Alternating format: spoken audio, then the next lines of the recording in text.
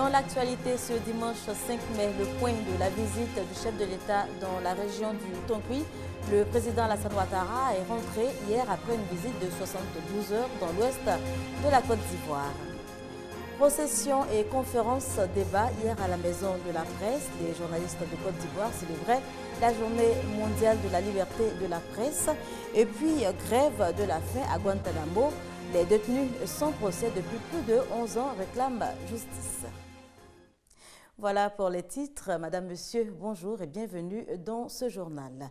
Le chef de l'État a achevé hier sa visite dans la région du Tonkoui, 72 heures pour rencontrer une seconde fois les populations de cette région qui portent encore les stigmates de la crise ivoirienne. Avant de quitter Mans, le président Alassane Ouattara a animé une conférence bilan. Le point avec Laetitia Manglé. Après 4 jours passés à Mans, dans l'ouest de la Côte d'Ivoire, le président de la République Alassane Ouattara et son épouse ont regagné Abidjan ce samedi après-midi. Il s'est agi pour le premier des Ivoiriens de faire du corps à corps avec les populations de Mans, Zouaounien, Biankouma et Danané. Le président de la République veut ainsi rester au contact des populations afin de mieux apprécier leurs préoccupations et être en mesure de vérifier l'évolution des travaux de développement entrepris dans la région du Tonkoui. À cet effet, un conseil des ministres s'est tenu le jeudi 2 mai dernier à la préfecture de Mans, à l'issue duquel plusieurs grandes réformes ont été engagées, notamment la décentralisation tous les 2 mois du conseil des ministres. Dominique Ouattara, première dame de Côte d'Ivoire, a pour sa part remis entre autres des chèques d'une valeur de 30 millions de francs CFA à 300 femmes rurales venues de Mans et des environs. À son départ de Mans, le président de la République était face à la presse pour faire le bilan de sa visite au pied des 18 montagnes. Nous avons au cours de cette période d'1 an, 18 mois, constaté de très belles réalisations en matière de voirie, d'approvisionnement. La ville de Mans en eau, ce qui est quand même important, la réhabilitation du réseau électrique, la rénovation et l'équipement de certains hôpitaux, la rénovation et la construction de nombreuses salles de classe, la couverture de tout l'Ouest donc par les médias d'État. C'est une promesse qui avait été faite. Tout cela, nous avons pu le réaliser à partir du programme présidentiel d'urgence, le PPU, qui a permis de dépenser 13 milliards en 2011 et 2012 dans le district des montagnes, 4 milliards en 2011 et 9 milliards en 2012. Une visite d'État précédée d'un conseil de gouvernement est prévue à Korogo dans la région des Savanes début juillet. Présentation du document stratégique pour accompagner la relance économique en Côte d'Ivoire. L'élaboration de ce document a été confiée à la Banque africaine de développement. Il devra accompagner donc le plan national de développement sur la période 2013-2017. Franck Kouadio. Les choses se mettent en place avant son retour définitif en terre ivoirienne. La Banque africaine de développement BAD déroule sa stratégie pour la relance économique de la Côte d'Ivoire. Déjà, un document qui annonce les premiers jets présentés au directeur de cabinet du ministre d'État, ministre du Plan et du Développement. Il était bon pour la Côte d'Ivoire et la Banque africaine de développement de convenir d'un document commun de stratégie d'intervention, et c'est l'élaboration de ce document qui a commencé après les annonces faites par la Banque africaine de développement lors du groupe consultatif. Cette mission également vient confirmer l'engagement de la Banque à apporter tous les soutiens qu'elle se doit à un pays, la Côte d'Ivoire, qui se trouve au cœur du dispositif de l'intégration africaine régionale. Seront privilégiés les investissements entrant dans le cadre du plan national de développement PND. Depuis 2012, il faut dire que le PND est devenu le cadre institutionnel. Aucune aide ne peut venir dans un ministère, dans un département, sans passer par ce cadre-là. Le document stratégique pays élaboré par la BAD entre dans sa phase active dès septembre 2013 et 2017 est prévu pour sa finalisation. Plus de 500 journalistes dans les rues du plateau hier. Il s'agissait d'une procession pour marquer la 20e journée mondiale de la liberté de la presse. La marche des journalistes est partie de la Bibliothèque nationale à la Maison de la Presse où des conférences débats ont eu lieu. Tout ceci s'est déroulé en présence du ministre de la Communication, Afoussiata Bomba Lamine. Laetitia Manglé. Plus de 500 journalistes étaient dans les rues du plateau ce samedi matin. Ils ont abandonné plumes, micros et caméras le temps d'une procession. Les journalistes célèbrent ainsi la liberté d'expression entre les lignes et sur les écrans de la presse ivoirienne. Le journaliste est libre d'exercer son métier, mais il a la responsabilité de respecter autrui. Il ne doit pas, dans la quête de nuire à une personnalité, raconter des faits qu'il n'a pas vécu. Mieux faire le travail, il faut être libre dans son pensée, il faut être libre physiquement. Il ne faut pas qu'on presse ou on force l'élément de la presse. Plusieurs figures emblématiques des médias ivoiriens n'ont pas manqué à l'appel. Traoré Moussa, président de l'Union nationale des journalistes de Côte d'Ivoire, UNJCI, a fait au cours de cette marche l'état des lieux des conditions de travail du journaliste ivoirien. Au moment où je vous parle, il n'y a plus de journalistes en prison parce que le dernier qui était incarcéré a été libéré hier. Il y a toujours une liberté à conquérir. Mais si nous n'étions pas libres, nous n'aurons pas pu organiser cette manifestation par exemple.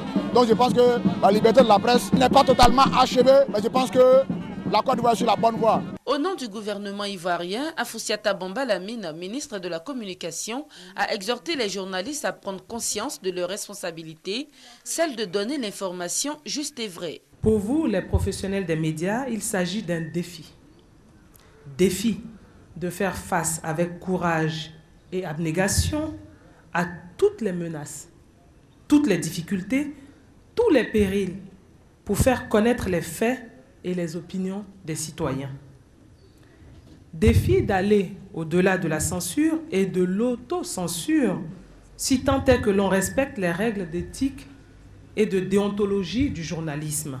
La 20e journée de la liberté de la presse a été célébrée en Côte d'Ivoire sous le thème « Liberté de la presse et responsabilité du journaliste ». Plusieurs conférences débats sur la question ont eu lieu à la Maison de la Presse. La nouvelle autorité de régulation du secteur des télécommunications et des technologies de l'information, ARTCI, sera bientôt fonctionnelle. Et quelle sera sa mission? Comment va-t-elle fonctionner?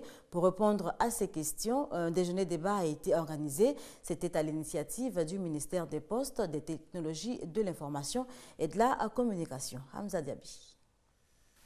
Les difficultés du secteur ivoirien des télécoms et des TIC en voie de résolution. Le conflit des compétences jadis existant entre les anciennes structures de régulation du milieu fait aujourd'hui place à de nouvelles réglementations. L'ARTCI, l'autorité de régulation des télécommunications de Côte d'Ivoire, est créée. C'est désormais le seul cadre institutionnel de gestion du secteur. Afin de mieux informer les populations sur le nouvel outil à leur disposition, le ministère de la Poste et des Technologies de l'Information et de la Communication a échangé avec magistrats, bâtonniers, avocats, opérateurs et associations de consommateurs. Cette ordonnance permet désormais d'encadrer, de réglementer les services et non plus les technologies. Cette ordonnance permet de mieux libéraliser le secteur. Cette ordonnance permet d'encadrer l'offre des services à la population. Une tribune d'information et de débat encouragée par les participants. On a vu dans les journaux la dissolution de la TCI, on ne comprenait pas bien, mais grâce au texte aujourd'hui, on maîtrise un peu où est-ce que va le domaine des télécommunications et qu'est-ce que l'État prend comme disposition pour permettre aux usagers que nous sommes d'avoir de bonnes relations avec les opérateurs. Il était important de vulgariser ce texte, que les opérateurs, les acteurs du secteur et les consommateurs soient éclairés sur ce texte. La RTCI est donc conçue sous la forme d'une autorité administrative indépendante. Elle s'intéressera également aux litiges relatifs au secteur des télécoms et TIC, notamment les plaintes des consommateurs. La RTCI sera fonctionnelle d'ici un mois. Une page religion dans ce journal, action de grâce des fidèles de l'église apostolique et prophétique de Yopougon, une action de grâce qui s'est traduite par de nombreux dons de la famille Sagesse. Il s'agit d'une des 7 familles qui constituent donc la dite église. Des vivres, des non-vivres et une enveloppe de 400 000 francs CFA. La famille Sagesse de l'Église apostolique et prophétique Cité des témoignages de Yopougon exprime ainsi sa reconnaissance à Dieu pour toutes les grâces reçues cette année. Nous avons apporté beaucoup de choses. D'abord, c'est l'union. L'union dans le cœur des hommes. L'union et l'amour, c'est ça l'Église. C'est ça la sagesse de Dieu. Et si nous sommes de la famille Sagesse, nous devons démontrer cette sagesse au vu de tout le monde.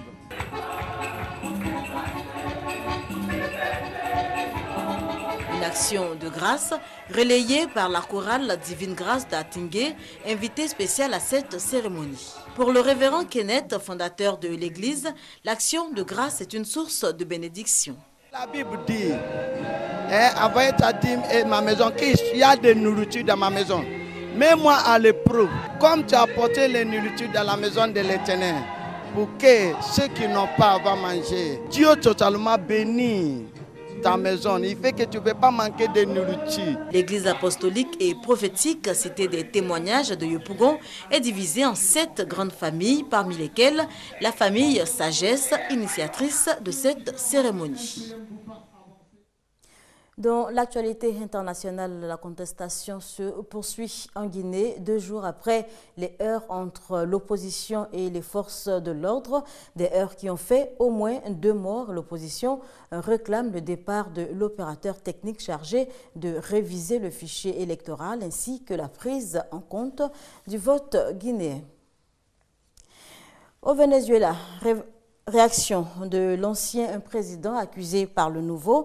Nicolas Maduro, le nouveau président du Venezuela, accuse son prédécesseur de vouloir fomenter un coup d'État contre son régime. Mais avant de parler du Venezuela, parlons d'abord de la grève de la faim.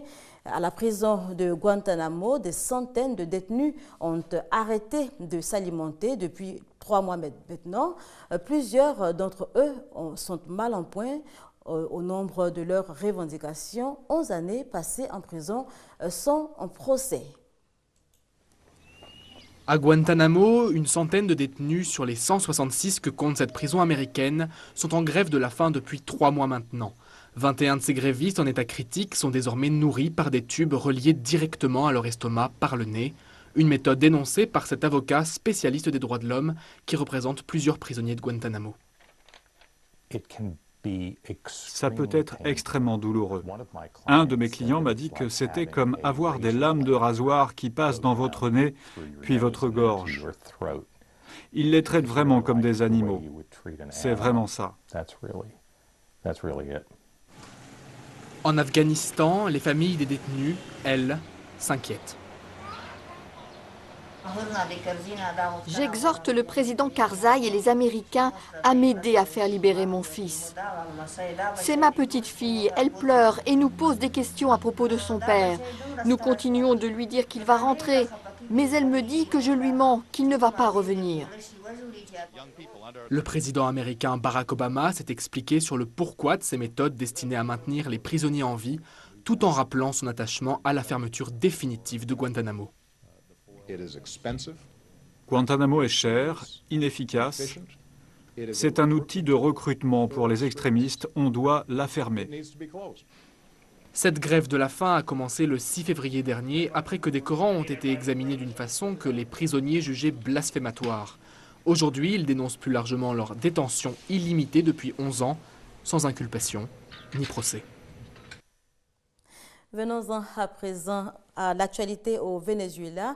L'ancien président accusé par le nouveau, Nicolas Maduro, accuse donc l'ancien président de vouloir renverser son régime. L'ancien président colombien Álvaro Uribe réplique aux accusations de Nicolas Maduro. Vendredi, le nouveau président vénézuélien l'a accusé de fomenter un complot pour l'assassiner. L'homme politique colombien dénonce les accusations immatures d'une dictature gangrénée par la fraude et la violence. Il réclame de nouvelles élections au Venezuela. Depuis qu'il a remporté de justesse la présidentielle, Nicolas Maduro ne cesse d'accuser des pays étrangers de chercher à déstabiliser le Venezuela. Voilà, et c'est ici qu'on s'arrête pour cette édition. Merci de nous avoir suivis. Prochain rendez-vous de l'information, 19h30.